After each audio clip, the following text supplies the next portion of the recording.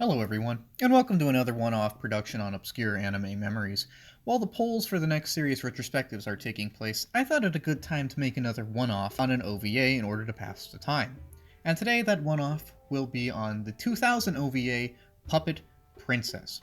Now while most OVAs I've seen struggle with what I call OVA syndrome, that is they try to get too much into a small time window, and this comes at the expense of plot coherence and character development, Puppet Princess does not suffer from this, which is ironic as it is among the shorter OVAs I've seen. In fact, the whole piece is under 40 minutes if we discount opening and closing credits. And yet the piece still tells a very focused story, and one with a surprising amount of nuance, with a very likable protagonist that even installs a good moral to the viewer, and contains a few plot twists, as well as a surprising amount of character growth. And the protagonist of this piece is the Puppet Princess herself, the naive, but capable Princess Rangiku Fumiwatari, and the plot boils down to this. Now Princess Rangiku travels to a countryside hut to enlist the help of ninja master Kato, but instead only finds a brazen drifter known as Manajiri. And while the two talk, they are ambushed by forces of the warlord Karimata, the guy who killed Rangiku's clan. While this fight initially seems hopeless, she manages to easily defeat the forces of Karimata by using her elite puppeteering skills. You see, as the Puppet Princess, she has mastered the art of puppeteering, and this allows her to puppet these giant puppets, like this one, in order to wield them against her foes. Anyways, once the forces of Karimata are defeated, she then decides to enlist Manajiri's help in killing Karimata and avenging her clan. He eventually agrees to help her after hearing her sad backstory, including but not limited to the fact that her whole clan was murdered and that her dad loved his puppets more than her and literally skinned her to create a puppet that could move on its own, and thus the two team up to kill Karimata, not only to avenge the Fumiwatari clan, but also to destroy the stolen dolls which give them power now, and to stop the clan from skinning any more children to construct said puppets. This leads to a series of fights in which Manajiri and the Puppet Princess team up to defeat this guy, who's kind of the underboss of the Karimata clan, and also leads to a revelation that Manajiri is actually just Kato in disguise. He had long let go of his old identity of a ninja master because he had grown tired of being so feared and isolated. Anyways, although the princess almost dies, a small pep talk from Manajiri establishes that she is not a puppet herself, and that even though her motivations are conflicted, more on that later, she still has the ability to see her mission through, and that she probably should. This leads to the two eventually confronting Karimata himself, and it results in their victory when some clever trickery allows Rangiku to simply stab him in the chest. The film ends as the two walk along an empty country path, either on their way home or on their way to make a new life, with Manajiri having sworn fealty to Princess Rangiku. Now, while The Puppet Princess is a relatively short production, it is an incredibly well thought out one. It's amazing how the film manages to create a likable and defined protagonist who sees marked growth and installs a moral into the viewer, all the while also having a few plot twists and some excellent visuals and fights, as well as definite amount of lore to keep the plot rolling, all in a mere 42 minutes. There is no OVA syndrome here, there is no bad pacing, there's just impactful scene after impactful scene. And this works very well because the plot is so simple and thus allows the characters and their mission to take the main stage. While some OVAs I've seen get bogged down in their efforts to construct complex plots or worlds in a very limited amount of time, Puppet Princess knows exactly what it wants to do and then proceeds to execute upon that. The best example of this is the rather developed character arc of Rangiku. Now Rangiku is introduced as naive and seemingly helpless, but in only a few scenes we learn that not only is she a capable fighter, but there's actually a surprising amount of depth to her character, and that she even struggles with the inner conflict that resolves around the lack of attention her father gave her, and her mission to avenge her father.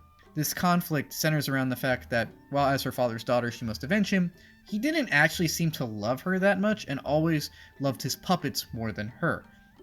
This conflict of reconciling her demand to avenge her father, as well as get revenge against him by destroying the puppets he loved more than his own family, gives her character a subtle but definite complexity and nuance. This inner conflict is beautifully resolved when Rangiku hears the words, "You are not a puppet," and thus embraces her own decisions and decides to take down Karimata for her own reasons.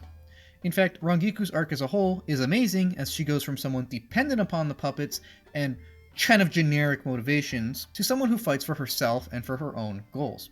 I think it's extremely fitting, in fact, and symbolic of this growth, that in the final fight, she kills Karimata not with a puppet, but with her own hands, symbolizing her growing out of her doll, so to speak, and becoming her own person. The mask literally and figuratively comes off as Rangiku closes this chapter of her life to open a new one. Manajiri 2 also has something of an arc, as he goes from a unlikable drifter to an extremely foul wretch considering unforgivable acts, to something of a noble scoundrel, to a ninja master having once again found purpose in life, and nobly swearing fealty to his puppet princess who has given him purpose in life again. There is a surprising amount of character development in a mere 42-minute piece starring 2 characters. As for the plot twists, well, the plot itself is pretty simple. The writers did a good job too of also managing to throw the viewer for a few loops. For example, I figured that the opening scene was the massacre of the Fumiwatari clan in an attempt to sort of establish a quick backstory, but it's actually the children locked in the castle of Karimata getting skin to create his evil puppets.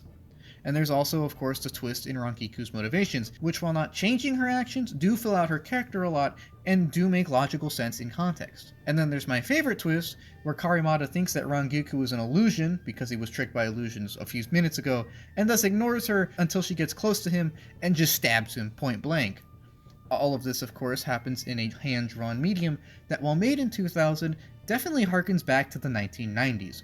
In fact, before I looked at the production details of this series, I genuinely thought that this was something from 1995. It looks like a 90s piece, and it feels like a 90s piece. There is a lot of fluid movement here, there is a very good use of artistic colors and shading and palettes in some scenes, and it has just a very generally 90s look. It is fascinating to look at something which may be one of the last examples of this kind of art style, and if it is, it definitely shows how far the style has come over the course of the decade. In fact, even though it was made in 2000, this could probably be considered a sort of capstone of 90s art styles and even OVAs, as it is one of the better OVAs I've seen, and it is also one of the later ones if we're only looking at the period of the 90s. It's definitely shown a lot of progress in the medium, as it is a surprisingly tight and complex story that takes less time than a lot of earlier OVAs, and yet also manages to have more character development than some earlier OVAs, and tell a more coherent story. It's a marked manifestation of how OVAs have been refined over the course of their existence throughout the 90s, leading up until this point. Of course, there are many OVAs that were made after this, but seeing as the art style is among the 90s styles, I consider this a sort of capstone of that era of OVAs. All in all, while at times violent and explicit, this is not a children's movie. Puppet Princess is an amazing example of doing a lot with a little. The piece isn't even 45 minutes long, and yet it's super memorable for its excellent protagonist, its memorable concept, and its action scenes, and it's still also very coherent and emotionally impactful, all the while having a wonderful art style and main character.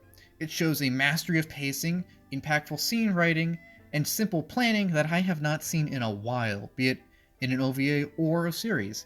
It is truly an amazing example of an obscure anime memory.